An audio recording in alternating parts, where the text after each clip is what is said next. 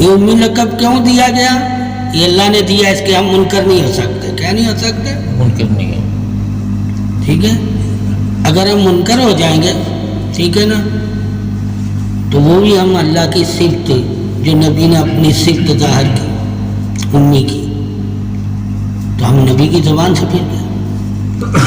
اب جو نبی نے کہہ دیا وہ بھی ہمارے لیے سچ ہے، اور جو اللہ نے کہا ہے اقرا بسمی ربک الذی خلق، وہ کیا ہے؟ وہ بھی ہمارے لیے سچ ہے. ٹھیک ہے. ایک سچ وہ ہے، ٹھیک ہے، جس پہ رب کا سچ غالب ہو جاتا ہے کہ امی کے لقب سے اللہ تعالیٰ اسے نکال لیتا ہے. کیا ہے؟ ٹھیک ہے. جیسے بشر کا لقب ہے. کیا ہے؟ کہ آپ بشر ہیں. اب یہ بشر جو لقب ہے کہ آپ بشر ہیں، یہ سچ ہے. کیا ہے؟ مگر اس بشر سے بھی لقب سے اللہ نکال لیتا ہے رسول، رسالت ایک ہے. ٹھیک ہے. امی کے لقب سے بھی اللہ نکال لیتا ہے اپنا علم دے کر. کیا دے کر؟ ٹھیک ہے. یہ اس کے طریقے ہیں درجات کے. کیا ہے؟ طریقے ہیں درجات. اس لیے کہتے ہیں جن کے پاس علم درجات نہیں ہوتا وہ گمراہ ہوتے ہیں. ٹھیک ہے. وہ اٹکل والے ہوتے ہیں. کیا ہوتے ہیں؟ اٹکل والے لوگ گمراہ ہو جاتے ہیں. اب جو امی پہ ہی لڑتا رہے وہ اٹکل پر ہے. کیا ہے؟ وہ جو بشریت کو ہی، ٹھیک ہے، تعریف کرتا رہے وہ بھی اٹکل پر ہے. ٹھیک ہے. بشریت پر رسالت کو غالب کر دیا گیا. وہ جو چیز غالب ہو جاتی ہے وہ کیوں اللہ کرتا ہے؟ تاکہ اگلی چیز کے بارے میں تم جان جاؤ کہ یہ غالب ہونے کی طاقت نہیں رکھتی. یعنی کہ بشر غالب ہونے کی طاقت نہیں رکھتا. ٹھیک ہے. اللہ نے اسے وہ طاقت نہیں دی کہ جو رسول کو دی. بشر کو وہ طاقت نہیں دی. کیا نہیں دی؟ اب جب طاقت کے بارے میں حدیثیں پڑھیں گے کہ بشر کی طاقت کیا ہے، اور جب اللہ بندے کو رسول بنا کے طاقت دیتا ہے تو اس رسالت کی طاقت کیا ہے. ٹھیک ہے. تو پھر ہم نبی کا مقابلہ تمام کائنات میں سے کسی سے بھی نہیں کر سکیں گے. تمام کائنات میں نہیں کر سکتے. کسی کو پوری کائنات میں ایک طرف سے لے آؤ، سارے انبیاء فرشتے بھی لے آؤ ایک طرف، ٹھیک ہے، وہ نبی کے برابر نہیں ہو سکے گا. ٹھیک ہے. اور ایسے کیا کہتے ہیں ہمارے جیسا بشر. ٹھیک ہے. اللہ کے نبی کو اللہ نے یہی کہ یہ تمہارے جیسا ہی ایک بشر ہے. ٹھیک ہے. مگر میں نے اسے پسند کر لیا، تم میں سے نکال لیا، اسے چن لیا اور اس کو رسالت عطا فرما دی. ٹھیک ہے. اگر تم وہی کرو، اللہ کی عطائی کو نہ مانو.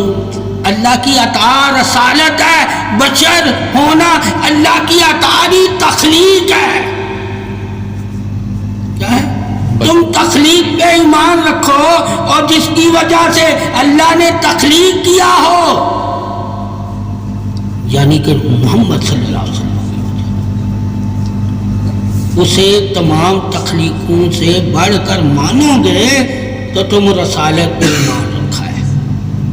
جب تک اسے تمام طریقوں سے، یعنی کہ جو مخلوق میں، فرشتوں میں، انبیاء میں، کتابوں میں، آسمانی اور زمین پر، آسمان اور جنت میں طریقیں ہیں، جہاں جہاں اللہ نے پیدا کر کے تعریف، کسی چیز کو بنا کے تعریف کی ہے، وہ تمام طریقیں ایک طرف ہوں اور محمد صلی اللہ علیہ وسلم کی تعریف کا مقابلہ نہیں کر سکتے.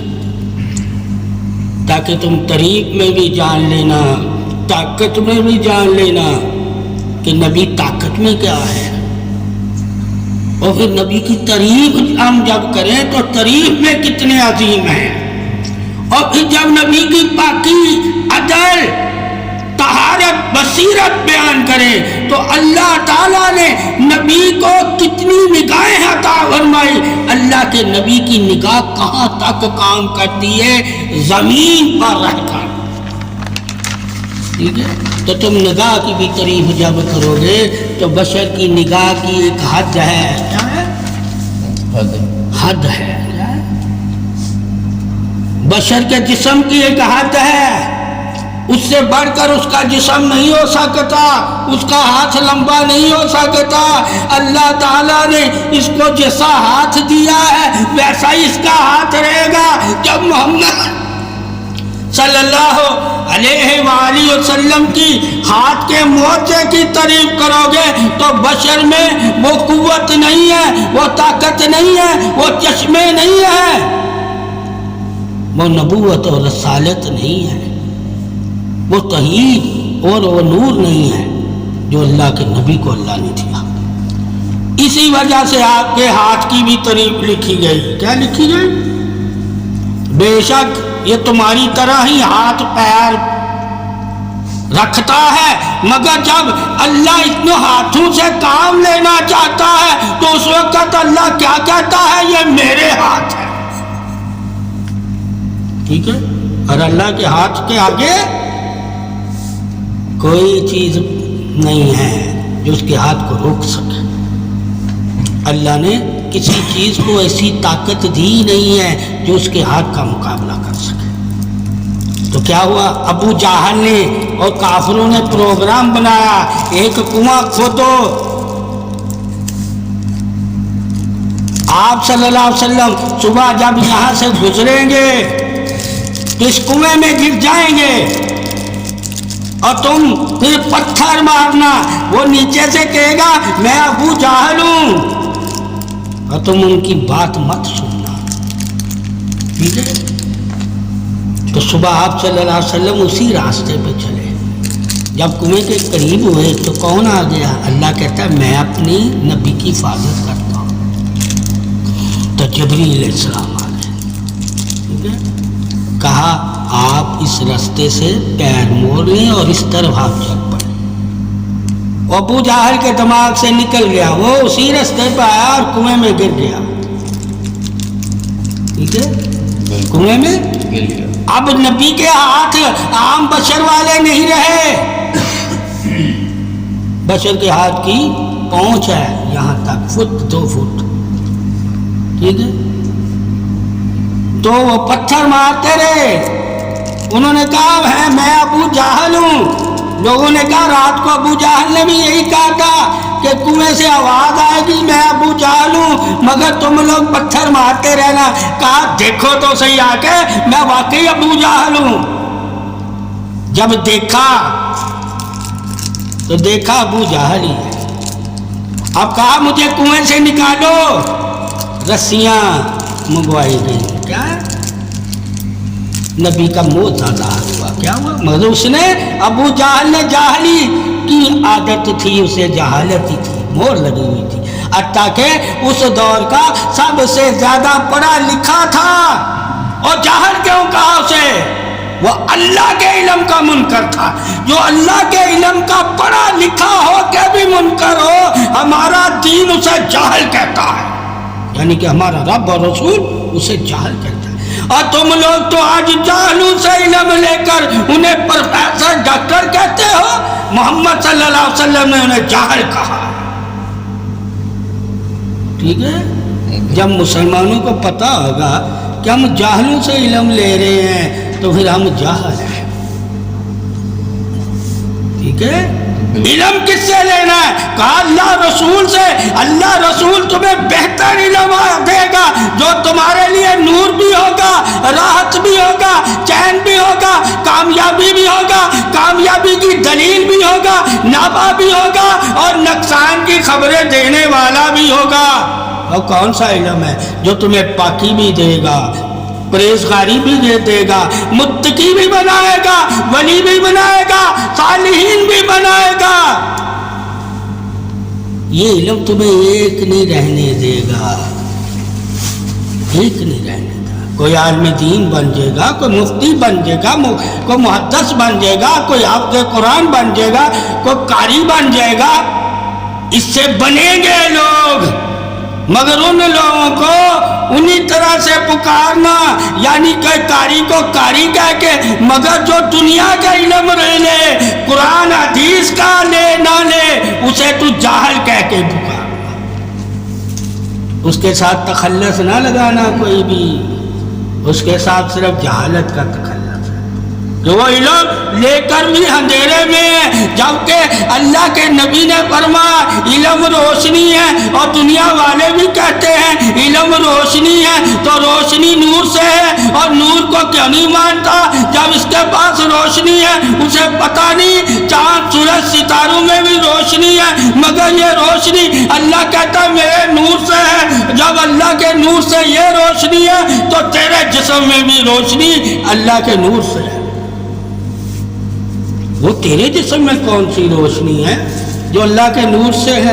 کہا عمر، روح جو میں نے اپنے نور سے جسے بنایا وہ روح ہے، اگر وہ تیرے جسم سے نکل جائے، تیرا جسم مٹی ہے، قبر ہے، ایک اندھیرا ہے، یعنی کہ تیرے جسم کے اندر کوئی روشنی نہیں ہے۔ اگر نور یعنی کہ اللہ تیرے جسم سے روح نکال دے تو ایک اندھیرا ہے، ایک بت ہے اندھیرے کا، تو اندھیرا ہی تو جہالت ہے۔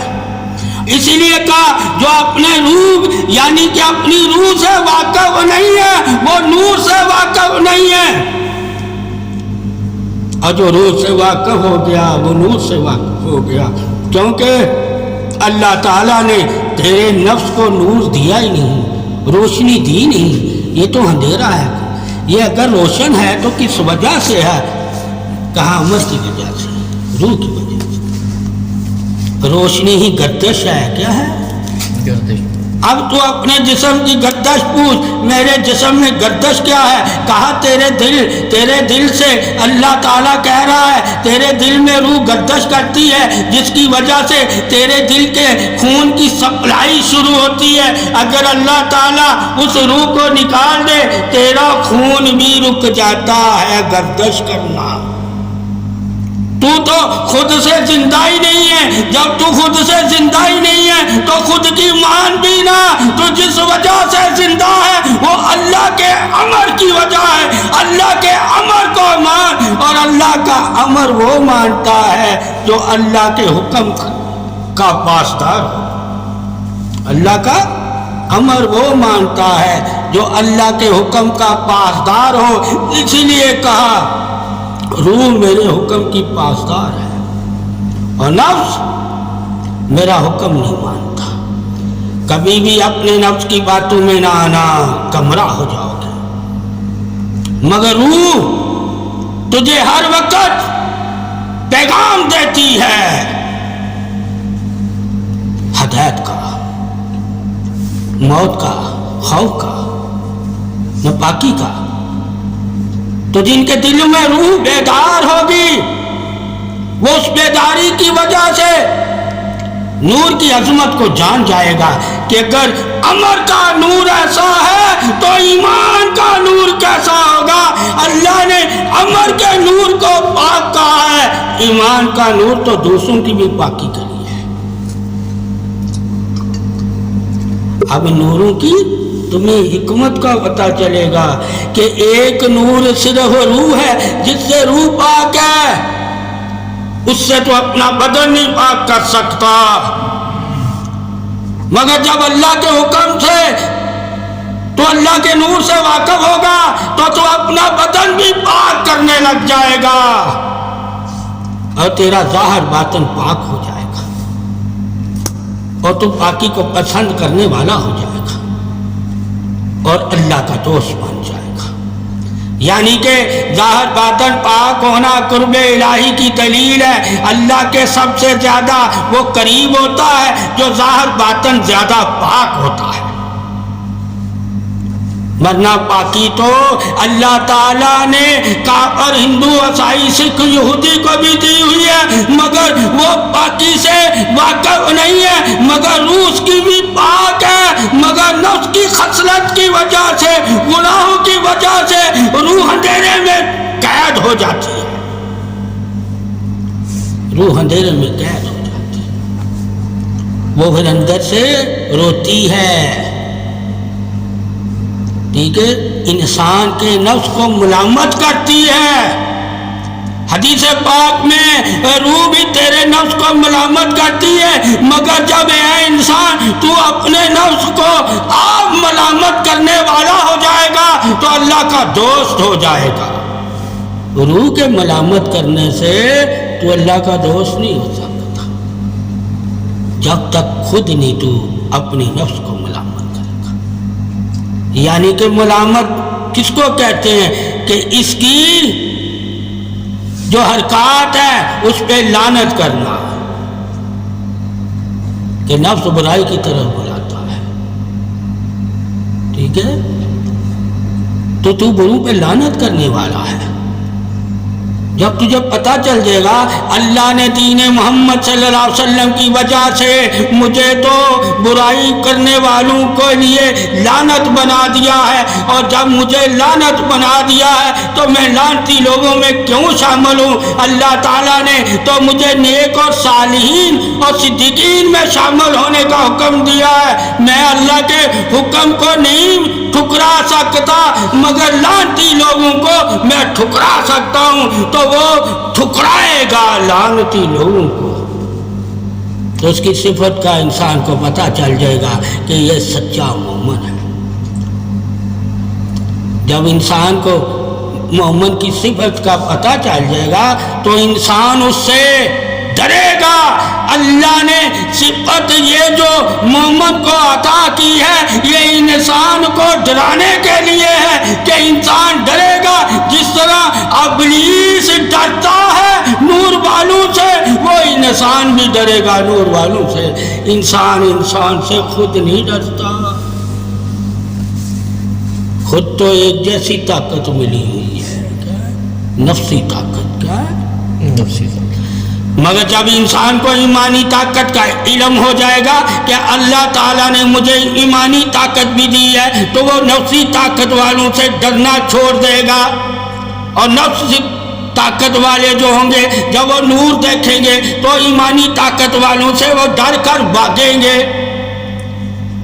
طاقتوں کا بھی اظہار تجھے اپنا بھی دیکھنا ہے، اور نبی اکرم صلی اللہ علیہ وسلم کو جو اللہ تعالیٰ نے بشر کی صف سے نکال کے رسالت یعنی کہ رسول کی صف عطا کر دی، اس رسول کی طاقت بھی دیکھنی ہے۔ جب تمہیں پتہ ہوگا اس کے بازو کی طاقت کا علم تو تم جانو گے کہ اس دور میں جو کنواں کھودا گیا اور جب وہ رسیاں کم پڑی تو ابو جہل نے کہا اے جاؤ میرے بھتیجے کو بلا کر لاؤ، مجھے اس کنویں سے اگر کوئی نکال سکتا ہے تو وہ صرف میرا بھتیجا محمد نکال سکتا ہے صلی اللہ علیہ وسلم۔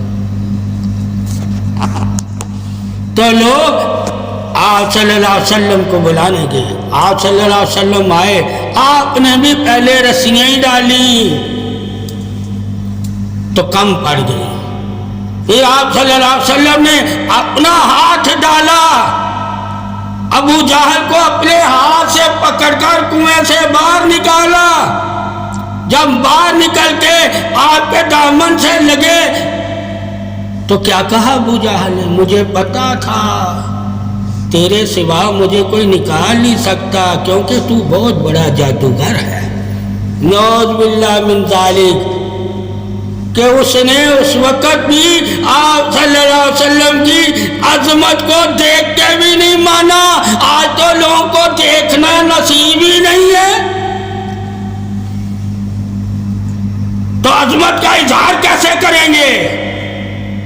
تو آہستہ آہستہ اگر لوگ محمد صلی اللہ علیہ وسلم کے جسم کی، نگاہ کی، زبان کی، ہاتھوں کی، پاؤں کی عظمت نور رسالت حق سے تعریف نہیں بیان کریں گے تو لوگوں کو محمد کی ذاتی تعریف کا علم ہی نہیں ہوگا۔ یہ لوگوں کے اوپر فرض ہے کہ آپ صلی اللہ علیہ وسلم کی ذاتی تعریف بھی بتائیں، ٹھیک ہے، کہ محمد صلی اللہ علیہ وسلم کو اللہ نے ذاتی کیا قوت ایمانی اور طاقت عطا فرمائی تھی۔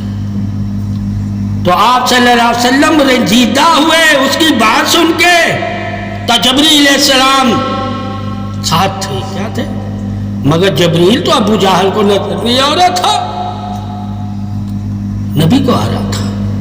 اس سے ثابت ہوا ہر نظر جبریل کو دیکھ نہیں سکتی، محمد صلی اللہ علیہ وسلم کو ہی اللہ نے ایسی نگاہ عطا فرمائی جو جبریل کو دیکھتی بھی ہے، پہچانتی بھی ہے.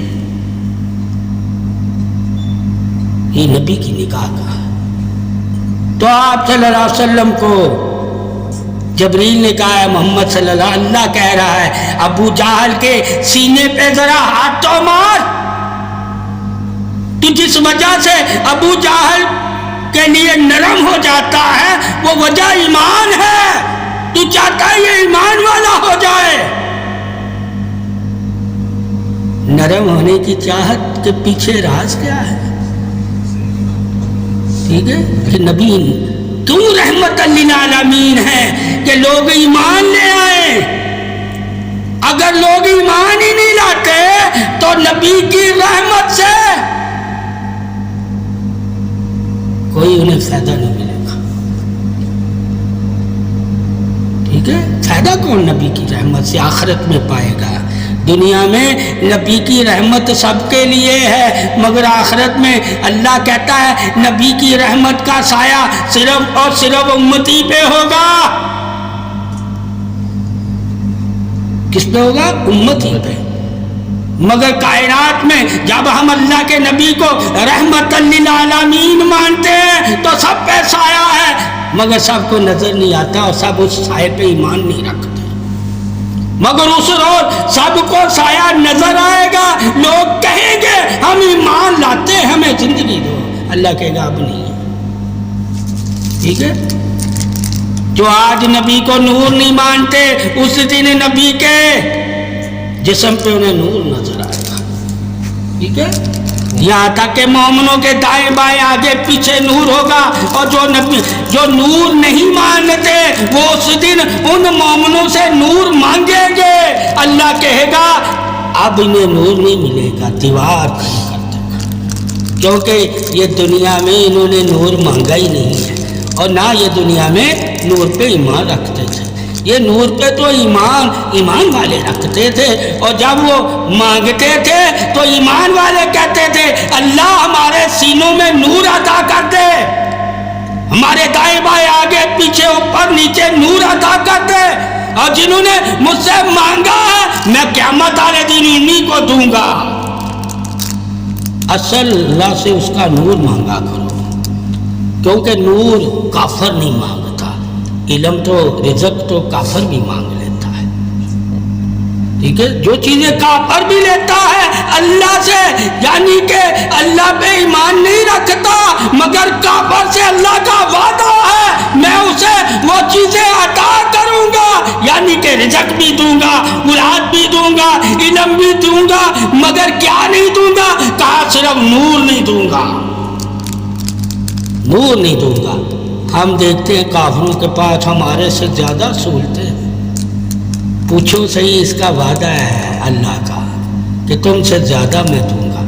اگر وہ اپنے گھر سونے چاندی کے بھی بنائیں گے تو میں ان کو اتنا دے دوں گا کہ گھر بھی اپنے سونے چاندی کے بنا لیں. مگر آخر موت آنی ہے، ان کا سونا چاندی کوئی کام نہیں آئے گا. جب وہ مریں گے کام کیا آئے گا؟ نیکی آئے گی جو ایمان کی حالت میں کی ہوگی، اور جس نے نیکی ایمان کی حالت میں کی ہوگی اس کے لیے اس کی نیکی شفاعت ہوگی. اور جس نے مان کی حالت میں نیکی نہیں کی اس کی نیکی کا اجر اسے دنیا میں دیا جائے گا، آخرت میں نہیں دیا جائے گا. اس سے ثابت ہوا ایمان والے نیکی نور والی کرتے ہیں، اور جو ایمان نہیں لائے وہ نیکی دنیا کے نافع کے لیے کرتے ہیں، اللہ کی رضا کے لیے نہیں کرتے. نیکی وہ بھی کرتے ہیں کیا جو ایمان نہیں لائے، اور نیکی وہ بھی کرتا ہے جو ایمان لایا ہو. مگر ایمان والے کی نیکی نور بن جاتی ہے، کافر مشرک بدعتی اور منافق کی نیکی نور نہیں بنتی. فرق یہ ہے. جس کی نیکی نور نہ بنے وہ آسمانوں پہ نہیں جاتی، جس کی نیکی نور بنے وہ آسمانوں پہ جاتی ہے۔ جو چیز آسمانوں پہ جائے گی وہ اللہ کی مانت میں اللہ اسے محفوظ رکھے گا، اور جو زمین پہ رہے گی اس نیکی سے لوگ فائدہ اٹھاتے ہیں، وہ پھر نیکی ضائع ہو جاتی ہے دنیا کی محبت کی وجہ سے۔ تو یہ بھی دیکھنا ہے کہ کن لوگوں کی نیکیاں صرف زمین پر رہ جاتی ہے اور کن لوگوں کی نیکیاں آسمان پر اللہ کی مانت بن جاتی ہے۔ وہ مانت کے طور پہ اللہ تعالیٰ اپنے مومن بندوں کی نیکیوں کا محافظ رہتا ہے، محافظ رہتا ہے۔ مگر کافر منافق بدعتی، ٹھیک ہے، مشرک کی نیکی کا اللہ محافظ نہیں ہوتا۔ کیا نہیں ہوتا؟ اس کی نیکی دنیا میں ہی اس کے لیے شہرت، دولت، عزت، رزق میں اضافہ کر دیتی ہے۔ تو وہ یہ سمجھتا ہے کہ اللہ راضی ہوا تو مجھے دے رہا ہے، کیونکہ وہ ایمان کے علم سے واقف نہیں کہ اللہ تو اسے بھی دیتا ہے جس سے وہ راضی نہیں، اسے بھی دیتا ہے نیکی کی توفیق جس سے وہ راضی نہیں، اور توفیق اسے بھی دیتا ہے جسے راضی، مگر ایک نیکی کو نور بناتا ہے اور ایک نیکی کو نور نہیں بناتا۔ فرق ہے، دونوں ہی نیکیاں اللہ کی طرف سے ہیں، ٹھیک ہے۔ ایک نیکی گلے کا توق بن جاتی ہے، ایک نیکی گلے کا ہار بن جاتی ہے۔ نیکی بھی گلے کا توق ہے اور نیکی ہی گلے کا ہار ہے۔ چاہے تو اپنی نیکی کو گلے کا توق بنا لے اور چاہے تو اپنی نیکی کو گلے کا ہار بنا لے، تجھے اللہ نے توق والوں کا بھی علم دے دیا کہ کن کے گلوں میں توق ہو گیا، اور ہار والوں کا بھی تجھے علم دے دیا کہ کن کے گلوں میں ہار ہو گیا۔ قرآن پڑھنے والے کے گلے میں بھی توق ہوگا اور قرآن پڑھنے والے کے گلے میں بھی ہار ہوگا، مگر دونوں کا بتا دیا۔ ایک قرآن پڑھ کے اس سے دنیا حاصل کر رہا ہے، اسے بیچتا ہے، اور جو قرآن سے دنیا کی خواہشیں پوری کرنے کے لیے قرآن کی آیتوں کو بیچے گا، اس کے لیے قرآن گلے کا توق بن جائے گا۔ اور جو اللہ رسول کی طرف بلائے گا قرآن سنا کے لوگوں کو، اور اللہ رسول کے انعامات بتائے گا، اور اللہ رسول کی عظمت تعریف وحدت بتائے گا، اس کے لیے وہ گلے کا ہار بن جائے گا۔ یہ انسان کو ہے، قرآن کو وہ گلے کا ہار بناتا ہے یا قرآن کو بھی گلے کا توق بناتا ہے، یہ انسان۔ پھر اللہ کے نبی کے انگلیوں کا بتایا گیا، ٹھیک ہے۔ چشمے زمین سے پھوٹتے ہیں، کسی کے انگلیوں سے نہیں پھوٹتے۔ تو نے صلی اللہ علیہ وسلم کے ہاتھ کی انگلیوں کو بھی بشر جیسی انگلیاں نہیں کہنا۔ جب تجھے علم نہیں تھا تو بشر جیسی انگلی کہہ دیتا، اور جب تجھے علم مل گیا کہ یہ بشر جیسی انگلیاں نہیں ہیں، کب تجھے ملا؟ جب صحابہ پیاسے ہو گئے، اونٹ پیاسے ہو گئے، پانی نہیں رہا، آپ صلی اللہ علیہ وسلم فرمایا تھوڑا سا ہی پانی لیا، تو آپ نے اپنا انگلیاں پانی میں، انگلیوں سے پانی کے چشمے پھوٹے، ٹھیک ہے۔ موسیٰ علیہ السلام نے پہاڑ پہ یعنی کہ پتھر پہ آسا مارا تو 12 چشمے،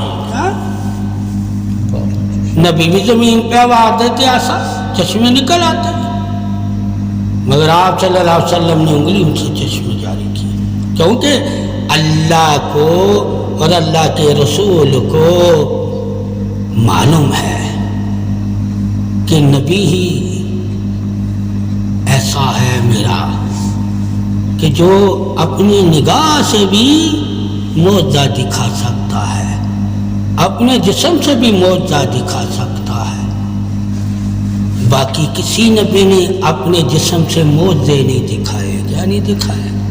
کوئی چیز بنا کے معجزہ دکھایا ہے، ٹھیک ہے۔ واحد نبی ہے، کسی چیز کو بنا کے معجزہ نہیں دکھایا. کیا نہیں دکھایا؟ اپنے سے ہی معجزے دکھایا تاکہ قیامت تک کوئی نبی کی تعریف کر رہا ہو, کسی رسول کی تعریف کر رہا ہو تو محمد جیسا کہہ کے تعریف نہ کرے, جبکہ رسول اور نبی محمد جیسے ہو کے تعریف والے نہیں ہو سکتے تو امتی اور عالم دین اور ولی اور صحابہ محمد جیسے کیسے ہو کے تعریف والے ہو سکتے ہیں؟ جب تو نے پڑھا ہوگا, ٹھیک ہے, کہ موسیٰ آسے سے معجزے دکھاتا تھا, ٹھیک ہے, اور عیسیٰ مٹی سے بنا کے معجزے دکھاتا تھا اور دعا کر کے شفائیں بانٹتا تھا, ٹھیک ہے. تو تم نے سب کے جب معجزے پڑھے ہوں گے تمہیں علم ہو جائے گا کہ نبی کا معجزہ سب سے افضل ہے, سب سے افضل ہے. جب نبی کے معجزے افضل, نبی کا جسم سب سے افضل, اللہ کے نبی کے جسم کو تولا گیا فرشتوں نے, حدیث میں آتا ہے کہ اس کے جسم کو ترازو میں رکھا گیا اور ایک طرف لوگوں کو یعنی ایک کو رکھا, نہیں بھاری ہوا, 10 رکھے 20 رکھے, اس طرح فرشتے رکھتے ہی گئے, ٹھیک ہے. تو اس کے جسم سے باری کوئی بھی نہیں تھا, کیا نہیں. تو پھر فرشتوں نے کہا اگر اللہ کی بنی ہوئی تمام کائنات بھی ہم ایک ترازو میں رکھ دیں گے تو نبی کا پلڑا باری ہی رہے گا. یہ عظمت ہے نبی کے جسم کی, کیا ہے کہ ایک طرف اللہ کی بنی ہوئی تمام چیزیں ہوں اور ایک طرف نبی کا صرف جسم ہو, ٹھیک ہے.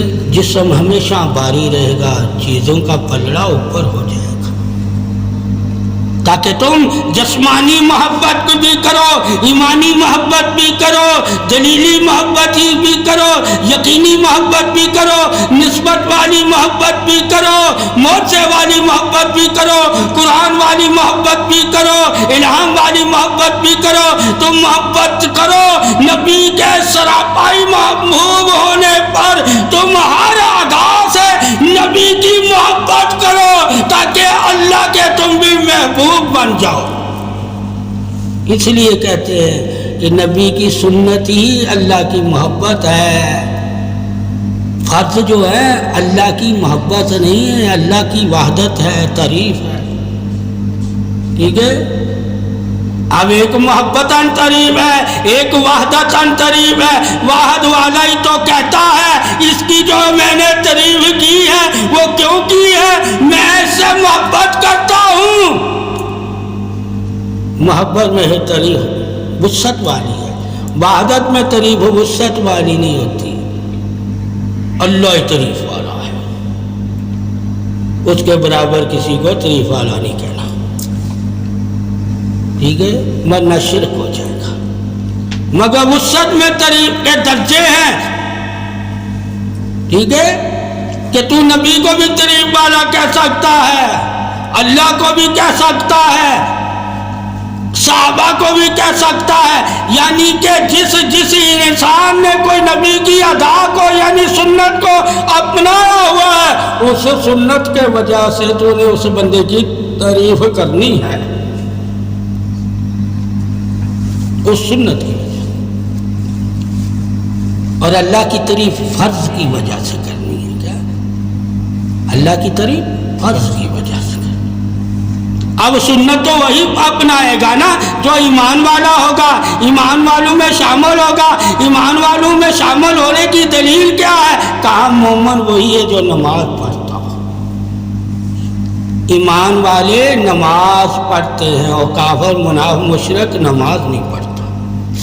مومن میں اور کافروں میں فرق کیا ہے, نماز. کافر نماز کی فکر میں صحبت دوستی کھانا نہیں چھوڑے گا, مگر مومن دوستوں کو بھی چھوڑ دے گا نماز کے لیے. یہاں کے گھر کو چھوڑ دے گا، کاروبار کو چھوڑ دے گا، سب چیزیں اگر مومن کو نماز کے لیے چھوڑنی پڑے وہ چھوڑ دے گا، مگر نماز نہیں چھوڑے گا، نماز نہیں چھوڑے گا۔ اس کو مومن کہتے ہیں جو نماز نہ چھوڑے، سب چھوڑ دے، یہاں تے ماں باپ کو بھی تھوڑی دیر چھوڑ دے، چاہے ان کے قریب ہی نماز پڑھے، ٹھیک ہے؟ اگر وہ نماز کی حالت میں آواز دے دیں گے تو کوئی ان کا اور دیکھ بھال کرنے والا نہیں، تو افضل ہے کہ وہ ماں باپ کی خدمت کرے، تھوڑی دیر جب وہ واقعے میں آرام میں آئے نماز ادا کرے، ٹھیک ہے؟ اس کو کہتے ہیں تعریف نبی کی رحمت کی، کہ اللہ نے نماز کے بارے میں قرآن میں اور کچھ لکھا ہے، نبی نے آسانیاں دے دی، اللہ نے نبی کی آسانیوں کو بھی جٹلایا نہیں ہے، کہا یہ بھی تمہارے لیے ہے، اس لیے کہا پیدا کون ہوا ہے آج، کہا احسان والا، وہ احسان کیا ہے نبی کے تم پر، جس کے احسانوں کی وجہ سے تم نبی کا معراج کرتے ہو، وہ معراج والے دن تم ذرا لوگوں کو نبی کے احسان تو بتاؤ، احسان بتانا، تم تو احسان بتاتے ہی نہیں، تم تو شعر و شاعری کرتے ہو، نعتیں پڑھتے ہو، ٹھیک ہے، جلسے جلوس کرتے ہو، اللہ کہتا ہے احسان، احسان والا نبی آیا، تم میرے شکر گزار بندے بن جاؤ، آج میرا شکر ادا کرو، شکر کیا ہے، احسانوں کو مان کر ایمان والا ہو جانا، اور ایمان والا ہو کے اطیع اللہ و اطیع رسول والا ہو جانا، خود سے دین میں کوئی کام نہ کرنا۔ جب تو نبی پہ کوئی احسان والا منا کر ایمان والا ہو گیا، ایمان والا ہو کے تو اطیع اللہ و اطیع رسول والا ہی نہیں ہوا، تو اللہ رسول کو دھوکہ دے رہا ہے، اور اللہ رسول کو دھوکہ دینا نفس کا کام ہے، اور تمہارے اوپر کبھی نفس نہیں غالب ہونا چاہیے، نفس تو چاہتا ہی نہیں ہے کہ تم اللہ رسول کی محبت سے ان کے وفادار اور تابع دار بن جاؤ، تو نے اس سے رو اتباع کی بات کرنی ہے، کیا کرنی ہے؟ اطاعت کی بات کرنی ہے، احسان کی بات کرنی ہے، انعام کی بات کرنی ہے، اللہ کے فضل و کرم کی بات کرنی ہے، رحمت کی بات کرنی ہے، یہ نبی کا معراج ہے، تم یہ نبی کی عظمتیں بیان کرنا، کسی شاعر کی شاعری بیان نہیں کرنا۔ ہم نے اس روز شاعروں کی شاعری بیان کرنے لگے، نعت خوانی کرنے لگے، نعت خوانی کا دن نہیں ہے یہ، کیا نہیں، یہ احسان بتانے کا دن ہے، انعام بتانے کا دن ہے، رحمت بتانے کا دن ہے، اطاعت بتانے کا دن ہے، فضل و کرم موضع بتانے کا دن ہے۔ تم اس دن کی وسعت تو دیکھ، اور ساری وسعتیں بیان کرنا، تاکہ لوگوں کو آپ صلی اللہ علیہ وآلہ وسلم کی پیدائش کی عظمت بھی معلوم ہو، اور پیدائش کا مقصد بھی معلوم ہو۔ مقصد کیا ہے؟ نبی کی پیدائش کا دین کو پھیلانا اور لوگوں کو جنت کی طرف بلانا۔ جو پیدائش کے مقصد سے واقع ہوگا وہ پھر وہی بیان کرے گا جو پیدائش کا مقصد ہے۔ پیدائش کا مقصد کیا تھا؟ اصلاح کرنا۔ پیدائش کا مقصد کیا تھا؟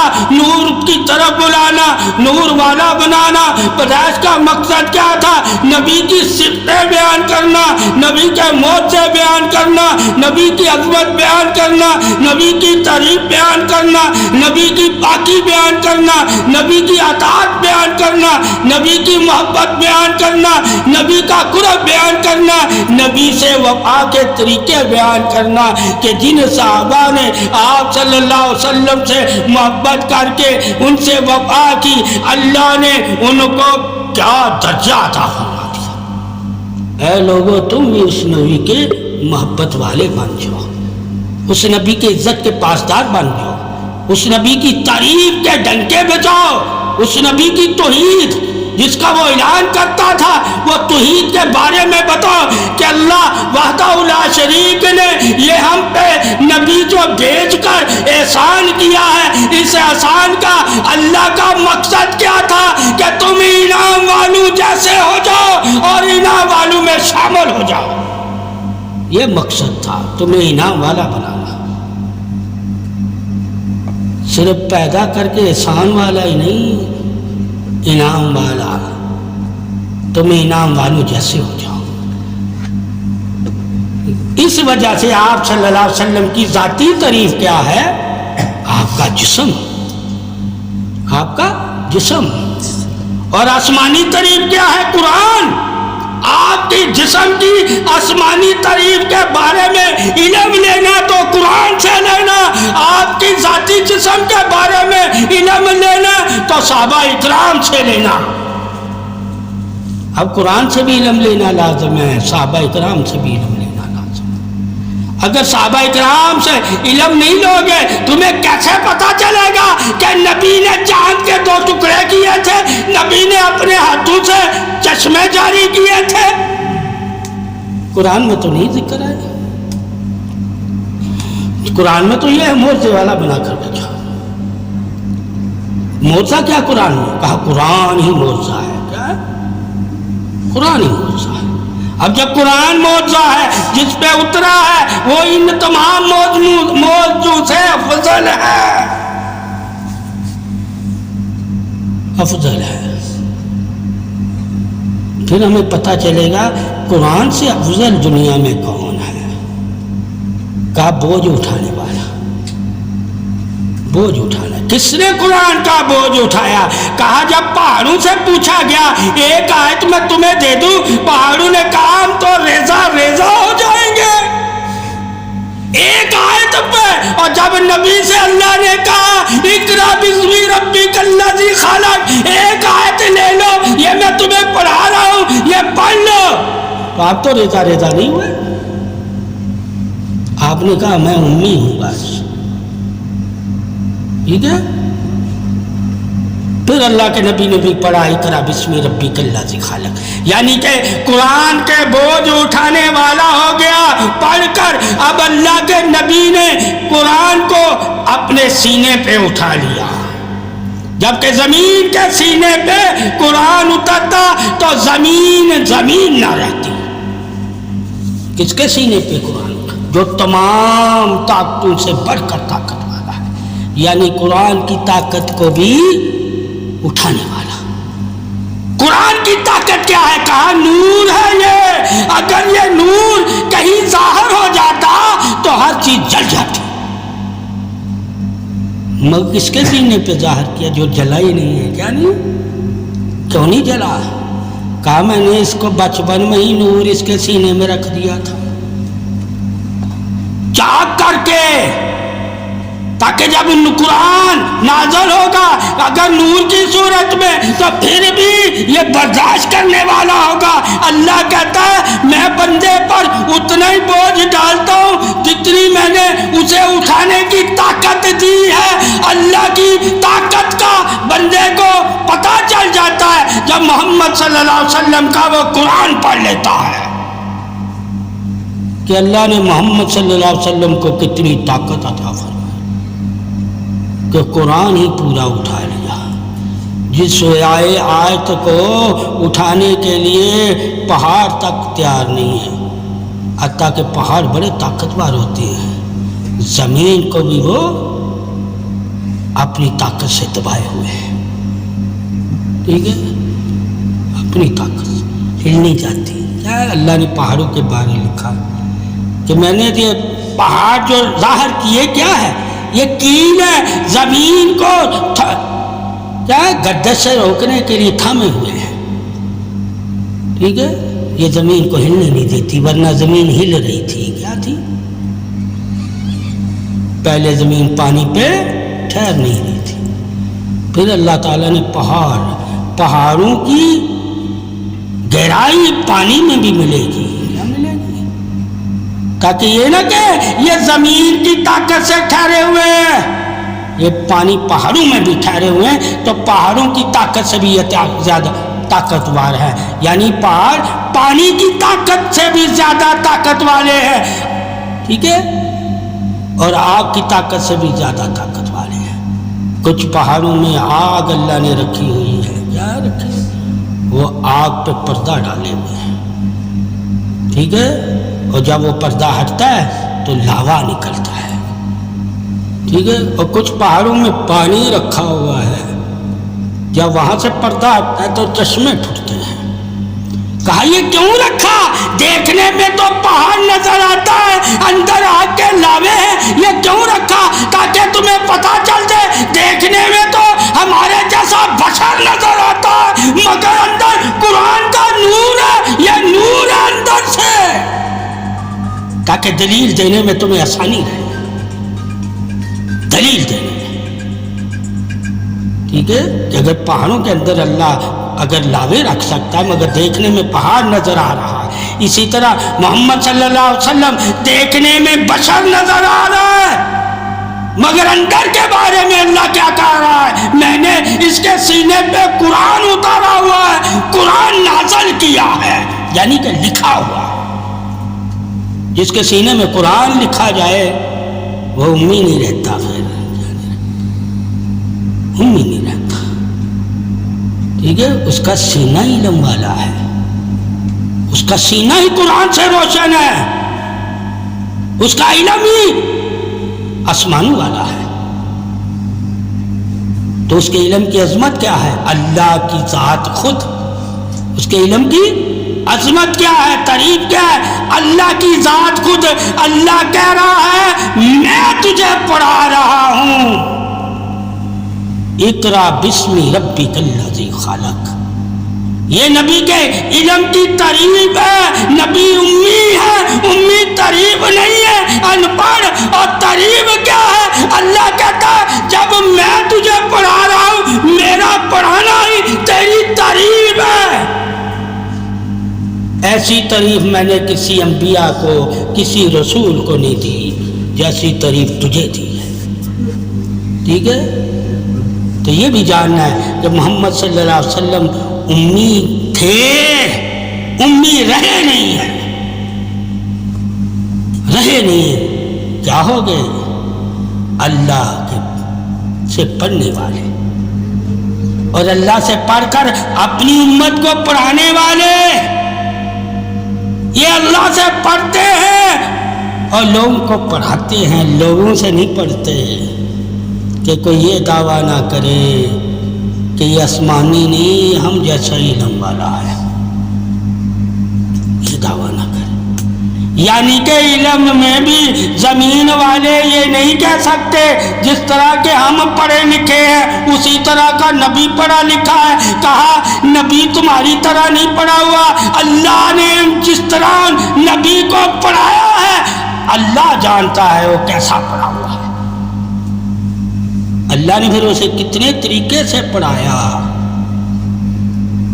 تم تو تھے جب قرآن کی تفسیر اور ترجمہ پڑھ کے عالم بن جاتے ہو، مگر محمد صلی اللہ علیہ وسلم کو اللہ نے کیسے کیسے پڑھایا وہ تو پوچھو، قرآن سے حکمت کے ساتھ بھی پڑھایا، نور کے ساتھ بھی پڑھایا، دلیل کے ساتھ بھی پڑھایا، توحید کے ساتھ بھی پڑھایا، کوئی تمہاری طرح ترجمے کر کے نہیں پڑھا۔ اس کے پڑھانے کا دیکھو اللہ کے پڑھانے کے طریقے، دلیلوں کے ساتھ بھی پڑھایا، وحیوں کے ساتھ بھی پڑھایا، جس کے پاس وحی تھی اس کے بارے میں بھی پڑھایا کہ میں نے اس کو بھی وحی دی تھی۔ ان وحی والوں نے نہیں پڑھایا کہ ہم وحی والے ہیں، ان کو نہیں پتا کہ عیسیٰ وحی اعلیٰ ہے، اللہ نے بتایا میں نے عیسیٰ کو بھی کتاب دی، میں نے موسیٰ کو بھی کتاب دی، میں نے داؤد کو بھی دی، میں نے آدم کو صفتوں کا علم دیا۔ پھر وہ سارے علم والے جو اللہ نے جن کو پڑھایا تھا، جس طریقے سے پڑھایا تھا وہ سارے طریقے سے اللہ نے اپنے نبی کو واقعیت عطا فرمائی، خبریں دے دی۔ اب وہ ان پڑھے ہوئے لکھوں کی بھی خبریں دیتا ہے جو اس کی موجودگی میں نہیں ہے، اللہ نے تو نبی کو ایسا پڑھایا ہے، اور تم آج تک یہ نبی کو امی کہتے رہو۔ ٹھیک ہے، پہلے پوچھو تو صحیح اللہ سے، اللہ نے کس طرح پڑھایا؟ کہا اقرا بسم ربک الذی خلق کہہ کے پڑھایا ہے۔ یہ شان اللہ کی، ٹھیک ہے، اور اللہ نے نبی کو اپنی شان سے شان نواز دی، یعنی کہ اللہ کو بھی کسی نے نہیں پڑھایا، اور پھر اللہ کے بعد نبی ہے کہ نبی کو بھی کسی نے نہیں پڑھایا۔ اب دونوں کو امی کہہ دو نا، اللہ بھی کسی سے نہیں پڑھا، جب وہ کسی سے نہیں پڑھا تو اسے بھی امی کہو نا۔ اللہ کو بھی علم دینے والا کوئی نہیں ہے، کیا نہیں ہے؟ اور محمد صلی اللہ علیہ وسلم کو بھی اللہ کے علاوہ علم دینے والا کوئی نہیں ہے، ٹھیک ہے، مگر اللہ کو امی نہیں کہو گے، کیوں نہیں کہو گے؟ جب تو اس نے بھی نہیں پڑھا۔